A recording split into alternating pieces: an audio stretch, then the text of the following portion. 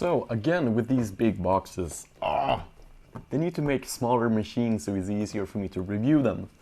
Anyways, thanks to Ben over at Hawk 3D Proto and to BCN3D for sending over the Sigma, which is a really interesting machine because it uses dual extrusion but with two individual extruders. So come along for this review and hopefully you're as excited as I am to try this machine out. So let's start off with some unboxing.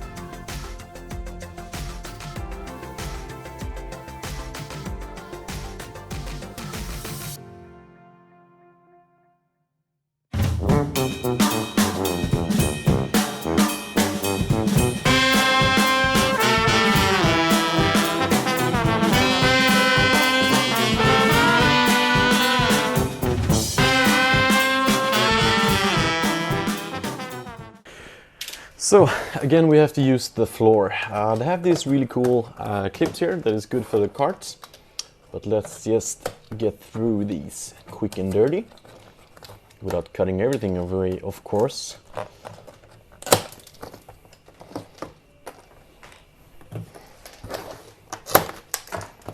We'll just have to clean those up later. Enjoy the nice box. Yes, it's fragile. And voila! Oh, nice! Wow, this is impressive. So we get some Arctic white from Colorfilla, which is a new provider for me. So this is PLA, and here we have some premium PLA jet black from Colorfilla as well. So 2 spools of filaments. We get 2 of these guide tubes, 2 for 2, awesome. We also get some cool 3D lac, awesome. And of course a calibration or test print. Now this looks really nice. I'm looking forward to trying this out. And what else do we have? We have a little box, let's leave that. We have a build plate. You can see the format off here. And it sits with magnets, it looks like, or some kind of fasteners. Awesome. Frosted glass plate, that's very nice. What else? We have some documentation, which I suppose that you should read. We also have a simplified 3D instruction here, how to get going with that. Warranty information, repair guide. What else? We have some stickers for the machine and some other things that I'm not sure what they are. Will probably be much more clear later. We also get some nylon cold pull kits. I suppose that it is. I can't really see what it is, but that should be really nice that they include that. What else? We have power cord, USB cable, some C documentation, which is really nice to have that here. Oh, look at this. We have a good toolkit as well. And some stickers. Nice. I guess they're not as nice as the old stickers, but they're pretty nice, pretty sweet. One for each extruder, I guess. So we also have a spatula, some tools, SD card, micro SD card, and of course the filament spool holders. Nice. Very nice. Now let's see what is underneath all of this exciting stuff.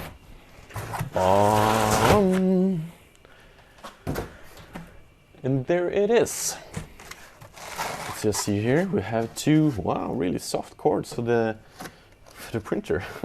They look really cool. And okay. And here you see a summary of everything that was inside the box, except for the printer. So maybe we should have a look at the printer.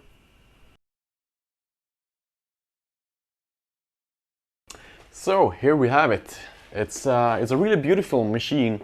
It has some really good design features.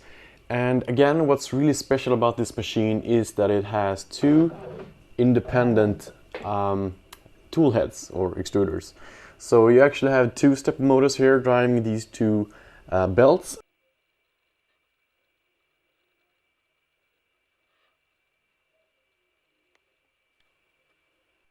And they both go on the same gantry back and forth. And then of course you had the build plate here, which moves up and down.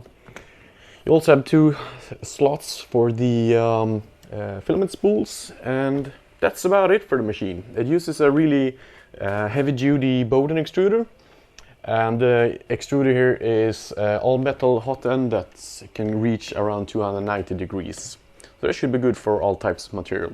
And speaking of material, this printer can handle PLA, PVA as support material, HIPS, ABS, PETG, and TPE, for example, so NinjaFlex and TPU, and many more. It has a heated bed, so it should handle most of the materials.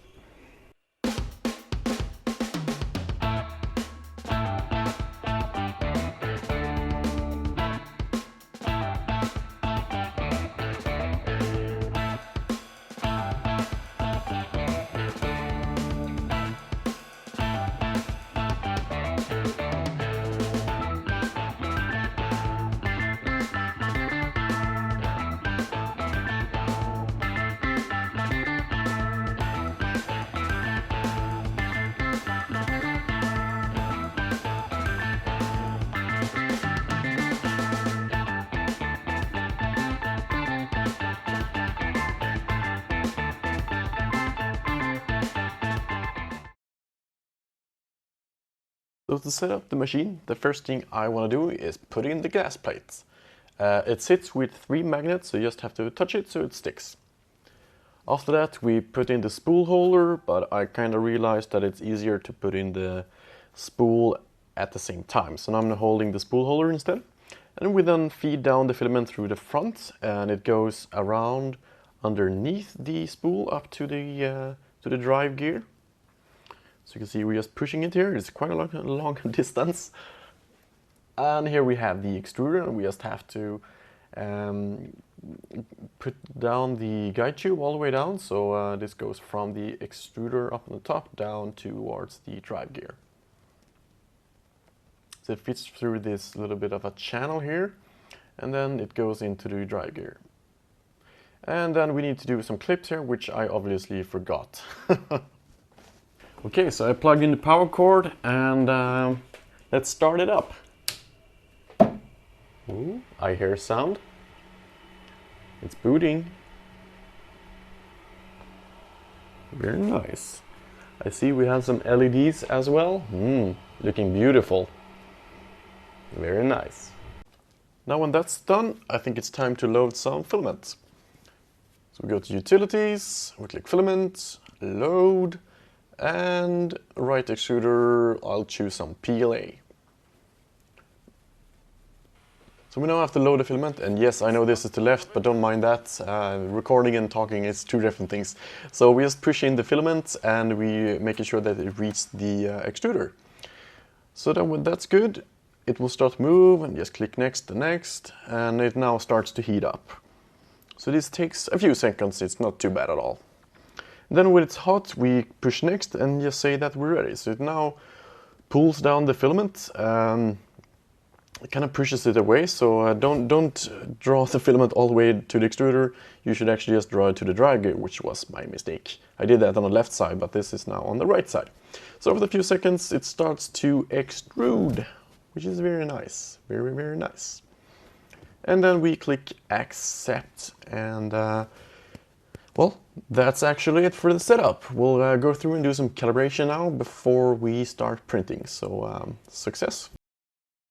Okay, so let me just show you this calibration. So I'm going to go to Utilities, click Calibration, and Full Calibration. And accept. Check this out.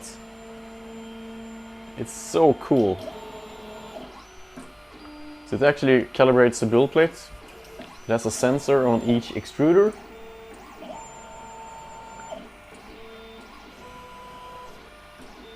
I hope you can hear it, but it's clicking. So it went with the left extruder, now it's doing the right extruder, checking out where everything is.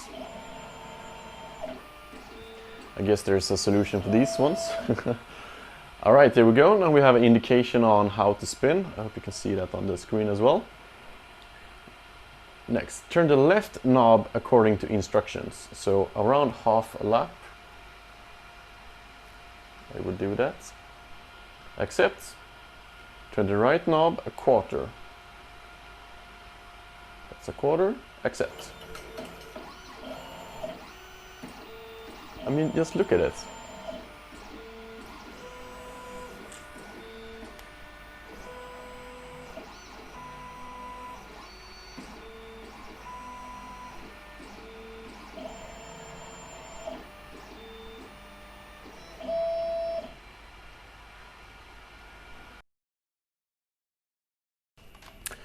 Okay, so this is the BCN3D version of Cura, which is the perfect software for your Sigma 3D printer, of course.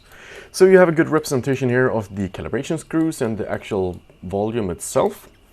And other than that, it kind of looks like the normal Cura versions. You have your settings. I'm usually here in the advanced. You can go to quick print if you want and choose material and the quality. But I'd say that you want to use the expert or the full settings mode. I don't want to bring the settings. So blah blah blah, everything is as normal, lay height, shell thickness, and so on and so on. Then we go down to speed and temperature. Now what we have here is of course the printing speed. We have our temperatures for the first and second extruder and the bed temperature. We also have the support material here where we can change which extruder has that. So when I'm printing with PVA, for example, I'm going to use support material for one extruder. And you can add wipe and prime tire if you want to, but usually you don't need this with the Sigma, but yeah, you can use it. And also ooze shield, not use shield. You have the different diameter here that you can change or use the same here. So if you have, for example, a 3mm filament and a 2.75, you can change that up depending on how they behave. Also, of course, the nozzle size. Unfortunately, I don't see any option to add different nozzle size here. So if I have, for example, changed the nozzle on the right extruder, right now it doesn't look like there's a way of changing that. We can check that quickly here in the menu, but it doesn't seem to be any support for that, unfortunately. Never mind. We'll go ahead anyway. And of course, under advanced, you have some few more things. One of the things that I was talking about is to add a Z-hop. So you actually have here pre-switch extruder and post-switch extruder. So you should, in theory, you could be able to insert like a Z-hop function here and then Z go back again function. Now I'm not that high into G code, so I'm not sure how you would do that. Now one of the cool things here and one of the change things are that when we drag in models, so let's drag in both two here, I find it a little bit tricky to know. Now of course you want to put these ones together, but you can't just put them together. So what you want to do is that you click on right click on one of them and you say dual extrusion merge. Now what I find a little bit tricky and uncomfortable here is that I'm not completely sure how I will switch these. I can do it by importing it, but there's no way of switching it inside the software. So I found that red is the right extruder. At least that's what I kind of found in consistent cases. But anyway, so apparently the file that you import first, so let's say here we had the base, we import that, and then we import the face here. So apparently the first one is the one that will be on the left extruder. So if I do that again, but I'll import the face first because I want to have that on the left extruder and then the base. If I do the same now merge, we should have a red base. So now the red is with the right extruder. So remember that red is right, and depending on which file you import first will be the file in done with the left extruder more or less. No, did I say that right? Yeah. Anyway, if you can't get the files in order, just switch the order that you import them. Yeah, very tricky, I know. But otherwise, it's just, I mean, all you have to do is to save the toolpath. But I mean, of course, you can still, it's Cura, so you can still investigate your G code here. Other than that, I know that we have another software in Simplify 3D, but I had a little bit of an issue getting the profiles and the exports to work. So for me, Cura is the way to go with with the Sigma. And with that said, I think we're done with the software.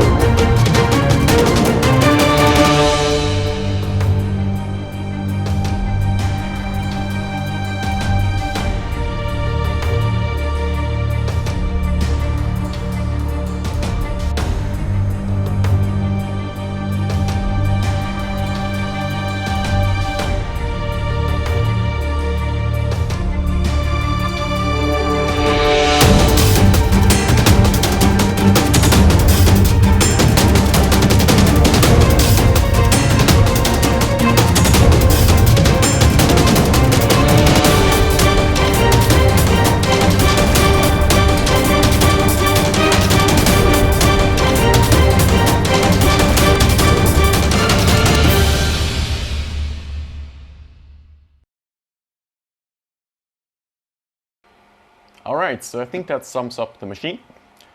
I hope I covered every interesting part of it. So what do I think about it? I think it's a really cool machine. It's very interesting, has some really interesting new thinking and new features that makes it a great machine for dual extrusion. However, I think that the construction that enables that very good dual extrusion also might be hindering it a little bit for single extrusion. So the single extrusion results, I mean a normal one color print, is acceptable, totally okay, but it's not the best I've seen. It's not on level with let's say any high-end machine really. So there is a little bit to wish for with the mechanics. I could probably have tensioned the belts a little bit and maybe got better results, but I tried to do some adjustments. I didn't see any improvements, so I think that could be a compromise of the construction where you have the dual axis moving independently. But again, it does it really good, but it's not perfect. But for dual extrusion, it's amazing. In this case, we use the prime pillar, but usually we don't do that, so we do. Now this is one of the failed prints, failed temperature of the materials. So, but otherwise it's really cool. You can see the idea that I'm doing here. And this one is much better, so I inverted the plastic instead. Of course the test pieces, but also with other materials, the dual extrusion is very, very impressive. And for this kind of machine, the budget and the hardware itself, I think it's really, really impressive. But again, for single extrusion, I'd rather go with something something simpler, maybe a Prusa i3 or Mark II, as far as I've seen of the result. Haven't tried them myself yet. Or maybe an Ultimaker, maybe an 6, maybe a Replicator 2. I mean, those are still around. Or a Flashforge Guider and Finder. There's a bunch of machines for single extrusions, maybe not in the same volume, but for the price range that are really, really good as well. With that said, material-wise, it's great. Can run almost any material. The extruders are really good. The drivers for the extruders are good as well, so it prints well. There's a little bit of issue sometimes with the filament. It has to travel a little bit of distance, which makes it, I wouldn't say difficult, but you just have to really cut an angle on the filament so it goes in well. What else is there? These trays that it collects material in, they do get full quite often, so you want to change those maybe before a large print or before every other print. And also the soft material that catches the extruder running over and cleans it, I would want some adjustability with those, because those are prone to break in the middle where the extruder hits every time. So I would like to have a bigger piece, maybe get some extra included, where I can move it around to the side so I don't always tear on the same spot. With that said, mines are running out, so I probably, for the last prints here, we haven't really have any good cleaning, so we probably need to get some new of that. Again, the machine's still quite loud. I have it here next to me. I hope you can hear me. I haven't checked the recording audio yet. But it's, I mean, I would say that having this on idle in my apartment would probably be a little bit annoying. I could probably hear it through a door or something, but it's not catastrophic at all. I believe that this is the updated version that has a better fan, but I might need to adjust for that down in the comments field, so make sure you check that out if I have any further information later. What else is there? Running materials, we've been running Ultimaker materials, Echo, Colorfab, PVA, Orbitec, a bunch of different materials, and everything is more or less okay. I've had a little bit of an issue with the XT, but that's probably me not being so experienced with Colorfab XT materials. So temperature-wise, that's only settings in Cura, of course, but for me personally, I never really hit the sweet spot, so it didn't really go as intended. And what else is there? Yeah, it includes some 3D lac, which was an interesting experience. It's probably just hairspray, but it works well on the glass plates. I think that's it. I will do since this machine also runs PVA and PLA, which is something that you might be thinking about if you're looking for the new Ultimaker 3. I have a comparison video coming up soon where I compare 3 3D printers with dual extruders and PVA and PLA. This is one, Ultimaker's one, and then I have a little bit of a joker in there. So that's going to be interesting. I don't have the part here, otherwise I would show it, but general dual extrusion prints are good. This dragon here, you can see some images on down in the description at my website, some more close-ups. I have some close-ups of these covers as well, and some of the other test parts that we've done. A little Pokemon, for example. I mean, the color here it's almost, it is perfect. There is no black in the white, and there is no white in the black, which is really, really impressive.